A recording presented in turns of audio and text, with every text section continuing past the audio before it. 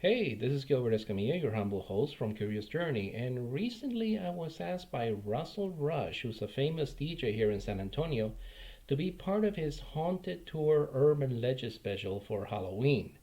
Basically, I'd be part of a panel that discuss four of the most popular urban legends in San Antonio. We have the Donkey Lady, El Camaroncito nightclub, Midget Mansion, and the Chinese Cemetery. So I'm very interested to see how it turned out. So let's go ahead and take a look.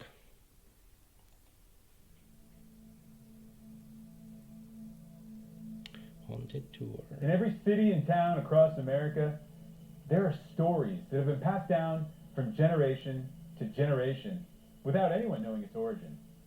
Scary bedtime stories or horrific tales that seem to envelop the darkest parts of our mind.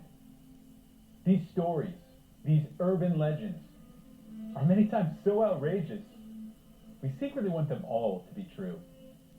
In this episode, we explore the urban legends of America's fifth most haunted city, San Antonio, Texas, to see if they're real or not. Ooh, love how it starts. Donkey Lady. I've been there. On the south side of San Antonio, a once forgotten part of the city, sits a lonely bridge over Elm Creek that many say is home to the Donkey Lady. Ooh. There was an old woman. She was very aloof, and she lived in a shack very close Handsome to guy. Elm Creek. She also had a donkey that was her only companion. Unfortunately, this poor old eccentric woman was the victim of bullying. Honestly, she was tortured by the kids in the area. I gave him that For line. whatever reason, this young man began to taunt the mule and tease it, throw rocks at it, things like that, and he actually got close enough to start beating the mule with a stick. Well, the donkey got scared, got afraid, and bit the little kid. Unfortunately, the kid developed a fever and he died. His friends told their family members that, hey, the kid was bitten by the donkey. This was around the time of the turn of the century when people really believed in witchcraft and that it was evil. And the townspeople really believed that this old woman had put a hex on the boy. A lynch mob came, they burned her house, killed her donkey. As her house is burning, she naturally tries to escape the fire and bursts out of her house, completely engulfed in flames. This figure was completely deformed. The face was elongated, almost as if the flesh was melting. This person, this creature, just made this horrible, ungodly noise. He A fell demonic into the Elm donkey. Creek and disappeared. A demonic The donkey. story of the Donkey Lady Bridge is born. Now it's said she haunts the bridge and has vowed to protect herself from further harm. But how do you find her? The legend is you park your car at the end of the bridge and you yell out Donkey Lady 3 times and then flash your lights 3 times. Some say 3 times, some say 5 times. But hey, just say the name and she'll come right over. If you go there at the right time, you can hear a lady screaming. There have been accounts of the donkey lady coming up to the vehicle, to the front of the vehicle, and slamming her hooves down onto the hood. She's creepy, she's twisted, she's kind of bent and hunched over and comes galloping towards you in your car. The face naturally resembling some kind of a donkey, which would be pretty darn terrifying. I would say.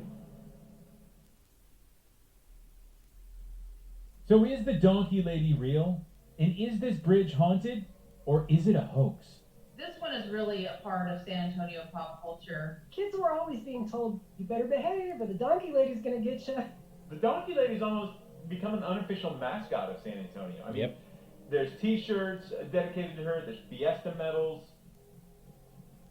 And there actually was a telephone number that you call, and we used to dare each other to call it. And when you dial the number, you would get this little recording, and it sounded like a woman making a donkey sound. San Antonio really took this one to the next level. There's probably a seed of truth to the story somewhere. There might be some spirit activity, but nothing that you could attribute to a demonic-like entity that's half human and half donkey. While many are willing to dismiss the legend, for others, it's not so easy.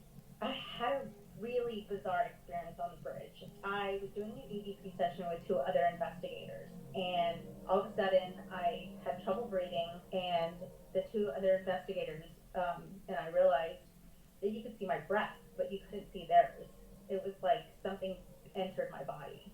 One night, a bunch of us were out there way later than we should have been, and law enforcement caught us out there. Well, they were really cool when we told them what we were doing, but we did ask the deputy if he'd ever seen anything on the bridge.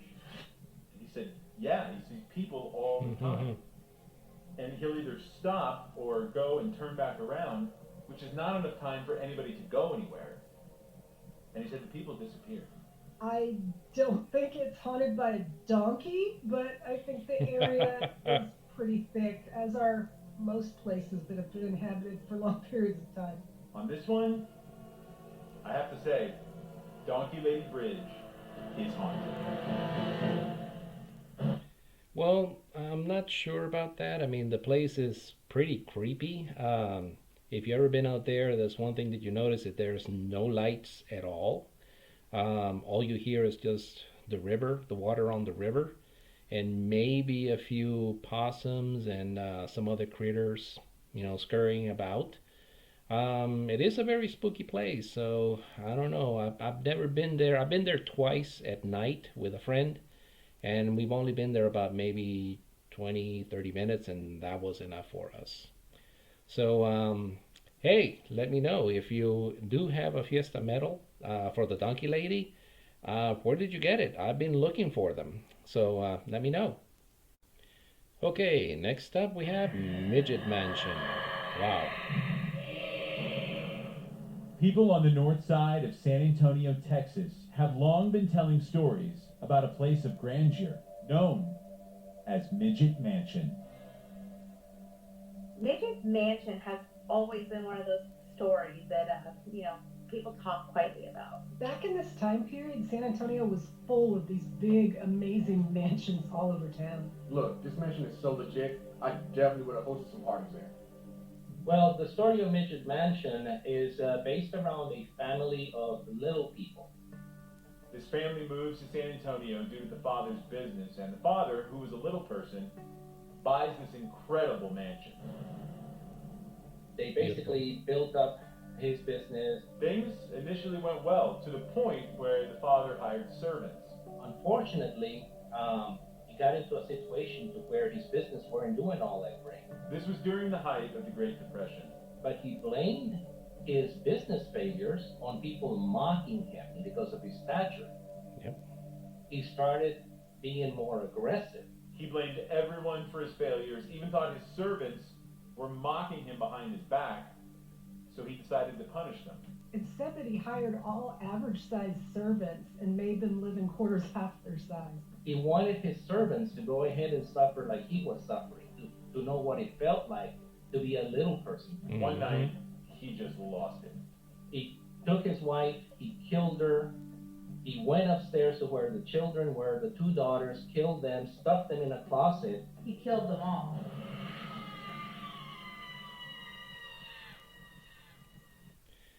That is probably the more used version of the story. There's different variations here and there, but what Russell just said is basically straight off of the video that I created for Midget Mansion, the very first one, and then the update as well.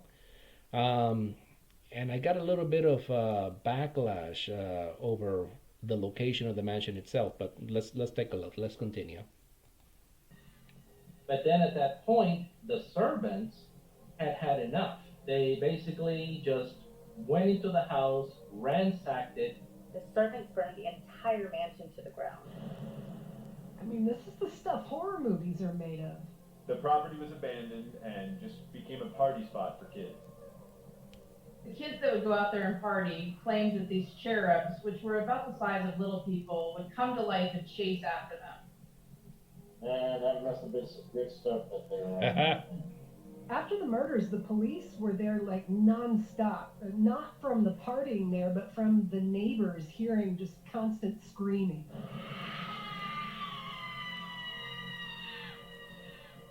The question is, did these murders ever happen? Or did this mansion even exist? I have looked everywhere for a story about some murders up there, and I haven't found anything. No one seems to know exactly where the house was, or even the name of the family. The more accepted place is Donor Square on the corner of Tupelo and Chambers off of Frederick. Okay, a little bit about that. In my original video, I had the place at North Nacogdoches. There was an empty lot. There used to be a house there. It was burned down. And for some of the information that I got off of the internet, it placed the Midget Mansion in that location. But I got a little bit of backlash saying, no, it's over here on the North Square. No, it's over by where the Lowe's is now on Callahan. No, it's over by the Blood Bank and several other places. I figure that the easiest one and the one that was more common that I've got on the comments was Donor Square. So that's where I did my update, and that's where we got this. Fredericksburg Road, behind Denham State Park. So is this one of the most haunted locations in San Antonio? Or one of the best stories ever told?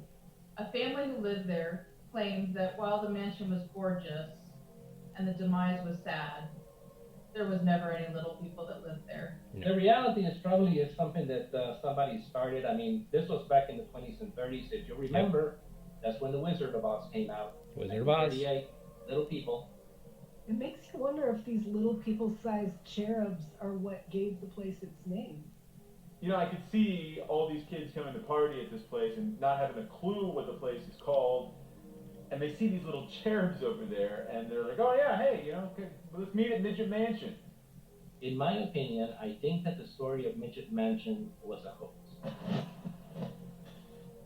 While Midget Mansion was a real place, although not named as such, its history remains a mystery to all, except those who live there. A history that remains a mystery. It is true that, I mean, I searched for a couple of days for any source on the internet that would tell me if there was any kind of a serial murder or a domestic murder back in the 20s and 30s, and nothing at all. I think it was just something that started. Somebody told one thing and then it snowballed into another, kind of like that game of telephone. And then we had Midget Mansion, which kind of sounds cool, and that's the version that it stayed. A little person, father, that just went insane. Couldn't take it anymore. Couldn't take it. Okay, next up we have the Legend of the Dancing Devil, also known as El Camaroncito Nightclub.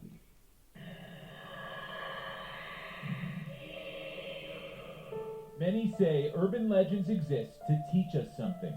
But what can we all learn from the story of the Dancing Devil? I've been referred to as a dancing devil back in my day. I bet. But wait, who's the dancing devil again? The story of the Dancing Devil is about the Prince of Darkness trying to get his groove on in a nightclub in San Antonio, Texas. Devil This got his young groove woman's back. been warned by her family not to go out to the clubs. She didn't listen to them, and she still went out. And there she saw this handsome man. He's said to have been the most handsome man in the whole club, so I probably would have gone up to talk to him. And he was beautifully dressed in an all-white suit. One thing led to another. He extended his hand. She accepted, and they began to dance. Yep. And oh my God, he was the Lord of the Dance. Indeed he was. This guy's moves are so good, the entire club has stopped to watch these two dance. Everyone's having a great time. The girl's dancing with him until she steps on his foot. She looks down, the entire club gasps at what they're seeing. One foot that was actually a hoof, and the other foot was that of a chicken's foot. That was a monster. The guy was a monster. See? So naturally, she looks up at him in shock, and he has this devilish, wide grin on his face. And she starts to scream and scream and scream. He laughs while everyone looks on in horror and just takes off to the men's room. And from there, they say that he was gone in a puff of sulfur. People knew in San Antonio that they had been visited by the devil, the dancing devil. Did the devil really visit San Antonio that night? Or is this a story made up by parents trying to keep their kids away from the clubs? This one seems really far-fetched in my opinion, but some people do believe it. Lesson here, watch out for the bad boys. If you remember, what came out in the 1970s? Saturday Night Fever. Yep. The dancing devil there is in his polyester suit. The bottom part of his feet is a claw and a cloven hoof. I've heard of some janky ass feet, but a hoof and a chicken claw? Well, I would love to really talk to the people that night to see what they saw, because we are talking about a club, and I'm sure there was some drinking going on. If we're going to believe in the paranormal, I think we have to be open to something like this being possible. For More years, the drinking. People have laughed off this story, but Jessica Herrera says she experienced unthinkable things after going inside the club for a documentary she's working on. I filmed, I said thank you, I took like a exit sign, a brick, That's some from my glass. 2 days later, I'm starting to hear footsteps, I'm hearing growls. And there's this weird guy who just shows up out of nowhere. And he's in a full suit. There's something weird about his hand. It looks like a hoof. I saw things that, that were inhuman. I heard things that were inhuman. I'm pretty sure I saw the devil. I can say that it's haunted, that it's real. So the next time you go dancing, be sure to check your partner's feet.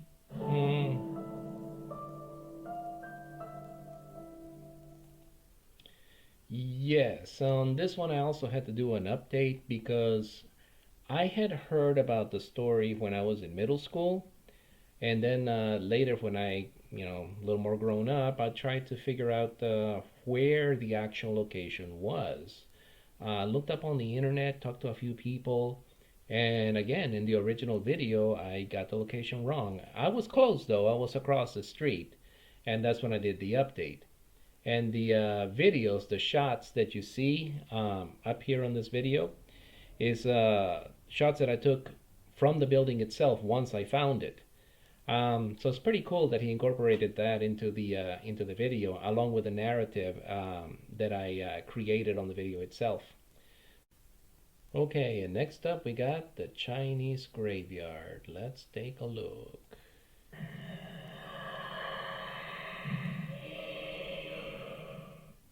In San Antonio, Texas, there are no shortage of creepy old cemeteries. Nope. But the Chinese graveyard on the city's south side has always been on a different level.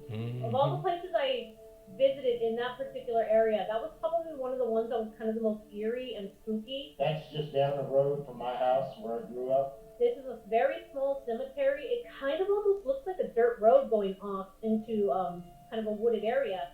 But if you look on either side, you will notice that it's lined with graves. The story takes place 60 to 80 years ago with a Hispanic family by the name of Guzman, who had a son who was in love with a Chinese woman. And unfortunately, his family forbid him to meet with her. At that time, that sort of thing was not accepted. So what they made arrangements for was to go ahead and meet at the family cemetery. Well, they would do this for a while until one day, the boyfriend was riding his horse and he was struck by lightning. Just like that. He and his horse were instantly killed. The family buries him in the family plot. His lover, being so, brokenhearted over losing him, is said to have gone to his grave, which is there in that Guzman family cemetery property, and committed suicide there on the premises. Yep.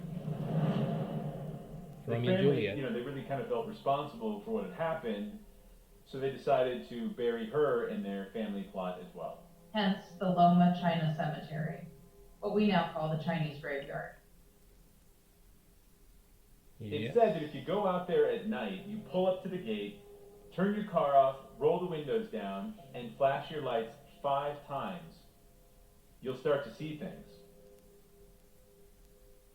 Wow. What's supposed to happen at this point in time is you're supposed to see a kind of a white mist or even a full-blown full-bodied apparition. They would see an apparition of a Asian woman dressed in white that was 7 feet tall. Wow. Tall lady. And unfortunately, she has the bad habit of kidnapping children. Is what people report seeing actually real? Or is it all just a convenient story to explain the cemetery's name? In Japanese culture, there is an urban legend called a Hachi Shakuzawa, which literally translates to 8 foot tall woman. It's basically... Actually, a little correction there. It's a Hachi Shakuzama, not Shakuzawa, Shakuzama. And it's a demonic entity, as you will see. A demon entity. You gotta ask yourself, how likely is it that 60 or 80 years ago, people in Texas would have known about Japanese folklore and would have concocted a story like that to go with this graveyard? I gave him that line. I personally find it highly unlikely. The one thing I find interesting about the Chinese graveyard is the sign that says no witchcraft. I mean, what had to happen for them to put that sign up? The other funny thing about that sign, it says no witchcraft, and then it says for info, call, and there's no number. When I was out there and I did the routine, I didn't see a 7-foot spirit woman, but these strange lights started coming towards us.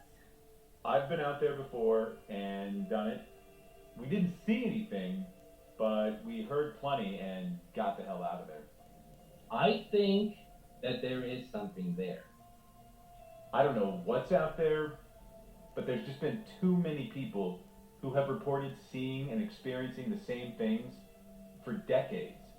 The grief that was felt by the two lovers was strong enough to still be residual. I do believe the Chinese graveyard is haunted. It's haunted. I'm going to give that one a haunted. Yep. Perhaps the 7-foot Chinese woman people see is the man's lover, who couldn't protect him in life, but has vowed to defend him for eternity.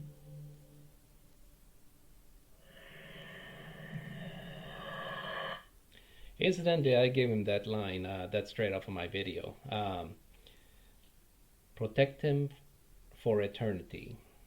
Maybe she turned into Hachi Shakuzama or some kind of other entity. There is another entity that they didn't mention though. It was an onryo, which is what the Hachi Shakuzama is based off, which is a group of female entities that are also demons.